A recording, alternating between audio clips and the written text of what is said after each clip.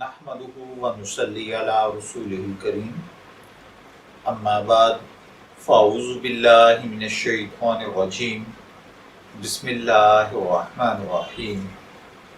अस्सलामु अलैकुम dear viewers, आपके फेवरेट रूहानी चैनल शऊर इन्फो से मैं हूं प्रोफेसर शब्बीर अहमद।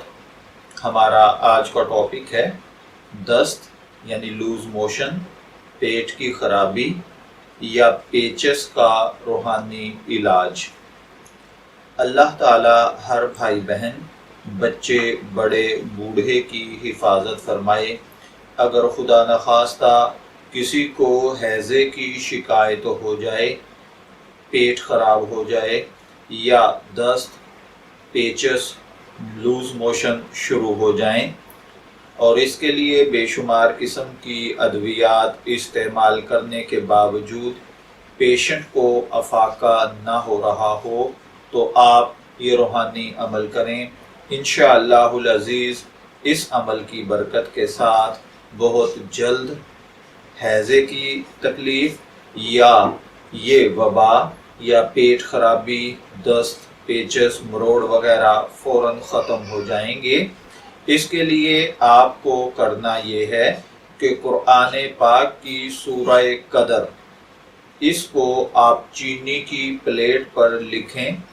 लिखने के लिए अर्के गुलाब या जमजम इस्तेमाल करें। इसके बाद आप इसको धोकर निहार मुंह मरीज को पिलाएं।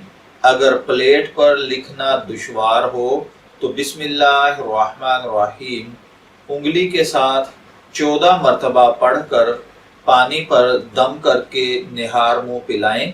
यानी सूरह कदर को आप हर मरतबा बिस्मिल्लाह पढ़ें, अव्वल आखिर 3 मरतबा दुरूद पाक के साथ और 14 मरतबा इसको मुकम्मल करें। यानी एक दफ़ा बिस्मिल्लाह पढ़कर सूरह कदर पढ़ें, फिर दूसरी दफ़ा बिस्मिल्लाह और सूरह कदर, फिर बिस्मिल्लाह सूरह कदर। इस तरह आप 14 मरतबा पढ़कर पानी पर दम करके पानी निहार मुंह पिलाएं।